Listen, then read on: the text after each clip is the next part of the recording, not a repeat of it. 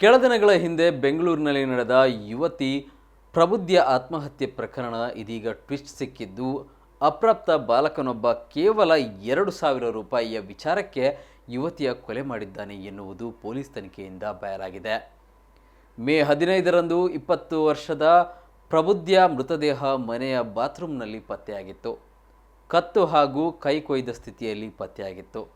ಮೇಲ್ನೋಟಕ್ಕೆ ಇದು ಆತ್ಮಹತ್ಯೆ ಅಂತ ಪೊಲೀಸರು ಪರಿಗಣಿಸಿದ್ದರು. ಆದರೆ ಮಗಳ ಸಾವಿನ ಬಗ್ಗೆ ತಾಯಿ ಅನುಮಾನ ವ್ಯಕ್ತಪಡಿಸಿದ್ದರು. ಅಲ್ಲದೆ ಸುಬ್ರಹ್ಮಣ್ಯ ಪೊಲೀಸ್ ಠಾಣೆಯಲ್ಲಿ ದೂರು ಕೂಡ ದಾಖಲಿಸಿದ್ದರು. ಈ ಸಂಬಂಧ ತನಿಖೆ ನಡೆಸಿದ ಪೊಲೀಸರಿಗೆ ಇದೀಗ ಕೊಲೆ ರಹಸ್ಯ ಹೊರಬಂದಿದೆ.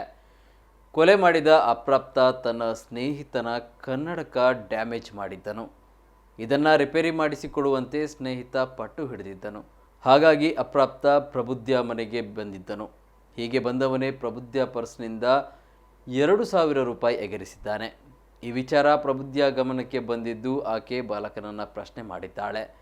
ಆಗ ಬಾಲಕ ತಪ್ಪಾಯಿತು, ಕ್ಷಮಿಸಿಬಿಡು ಎಂದು ಕಾಲು ಹಿಡಿದುಕೊಂಡಿದ್ದಾನೆ. ಹೀಗೆ ಕಾಲು ಹಿಡಿದಾಗ ಪ್ರಬುದ್ಧ ಆಯತಪ್ಪಿ ಬಿದ್ದಿದ್ದಾಳೆ. ಕೆಳಗಡೆ ಬಿದ್ದ ಕಾರಣ ಆಕೆಯ ತಲೆಗೆ ಬಲವಾದ ಪೆಟ್ಟು ಬಿದ್ದು ಮೂರ್ಛೆ ಹೋಗಿ ಪ್ರಜ್ಞೆ ತಪ್ಪಿದ್ದಾಳೆ. ಇದರಿಂದ ಭಯಬಿದ್ದ ಅಪ್ರಾಪ್ತ ಆತ್ಮಹತ್ಯೆ ಎಂಬಂತೆ ಬಿಂಬಿಸಲು ಯುವತಿಯ ಕೈ ಕೊಯ್ದಿದ್ದು, ಕೈಯಲ್ಲಿ ರಕ್ತಸ್ರಾವ ಆಗಿ ಪ್ರಬುದ್ಧ ಸಾವನ್ನಪ್ಪಿದ್ದಾಳೆ ಎಂಬ ವಿಚಾರ ಬಹಿರಂಗವಾಗಿದೆ.